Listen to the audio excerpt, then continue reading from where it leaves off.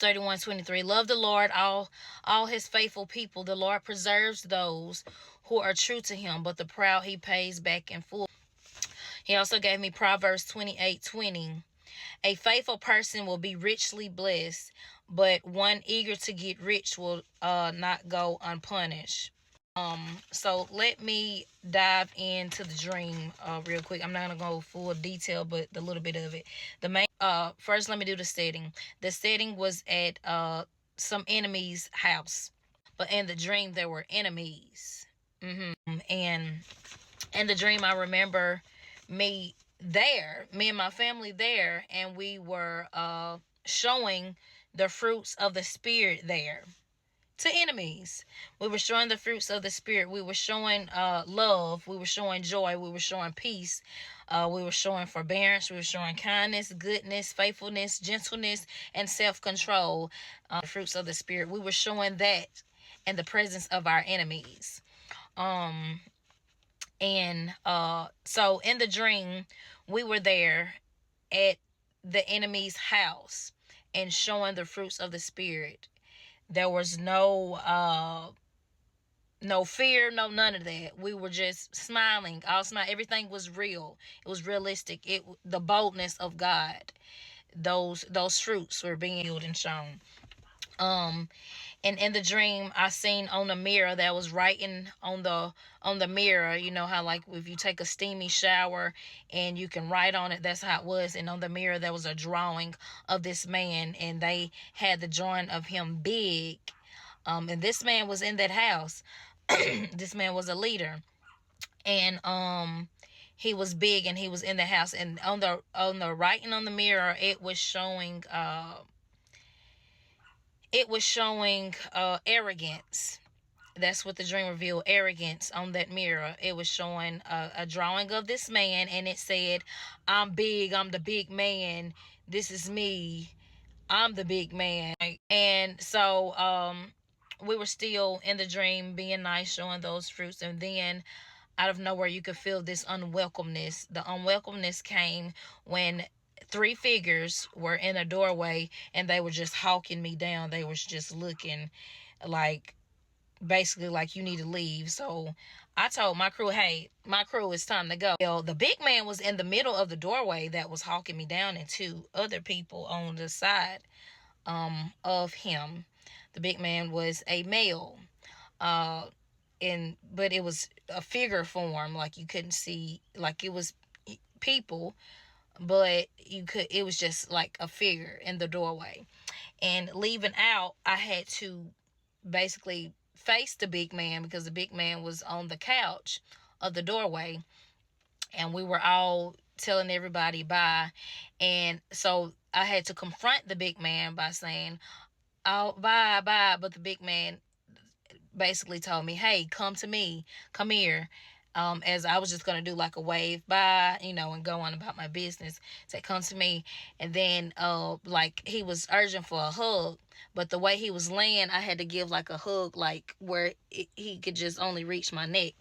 And he hugged my neck, and him hugging my neck, it began to be lengthy. Like, it wasn't like a quick hug. He was holding on to it, and it began to be uncomfortable. Not a comfortableness as in like a sexual way, no, but an uncomfortableness as in, this is not right. This is my spiritual man is feeling uneasy about this. I'm feeling uneasy about this. And he began to speak, and he began to say, there's this paper I need you to sign.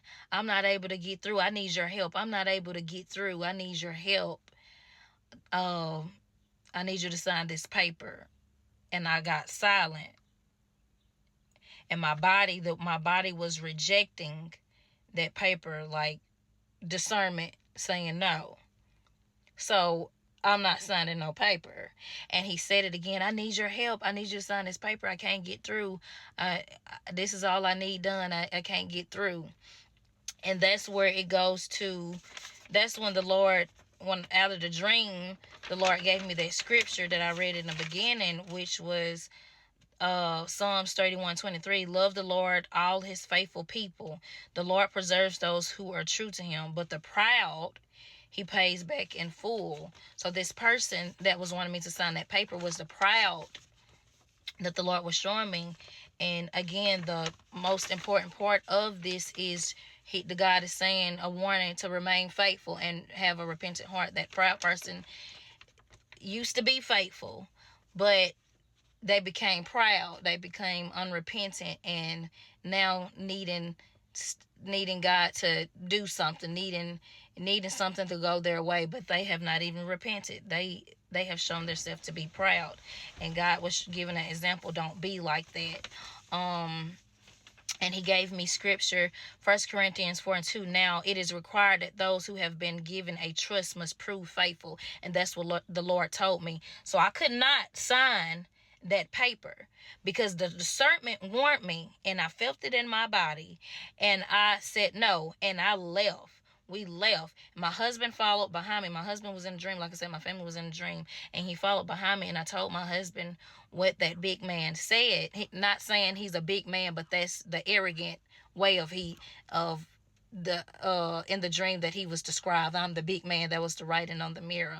And I told my husband, and my husband in the dream, he knew what was going on. He said, no, don't sign that. That is a lie. That is shady. That's a lie. That's a lie. That's a lie. He just kept saying that's a lie. That's a lie. But in the dream, the discernment, I felt it, and I did not sign it. And the Lord gave me that scripture. Now it is required that those who have been given a trust must prove to be faithful. And I done that. Even in the uncertainty, I remained faithful to God. God had me to look up the Greek word imuna. It's more about being loyal than just believing that something is true. Imuna is being faithful every day. And to have imuna is to remain grounded and devoted, and even in the uncertainty, as I was saying in the dream. Then he had me to look up the word peace-t, which is shared loyalty. And an example of peace-t would be giving a mechanic your keys, trusting that he's going to fix it. And when you go back to pick it up, it's fixed. So you're going to keep going back to that mechanic. So both imuna and peace-t together, the faith that both of them bring is how to stand in tough times and who you are staying firm for. So we want to practice imuna daily. The imuna is more than just faith. It's more than just faith. It's how God wants us to be faithful with him. It's more than faith. It has to be practiced. Imuna has to be practiced. So that is what God is calling us to do. If he have called you to an assignment, if he have called you to a duty, he wants you to do just that. Because if not, he has anybody that he can use. He will use anybody.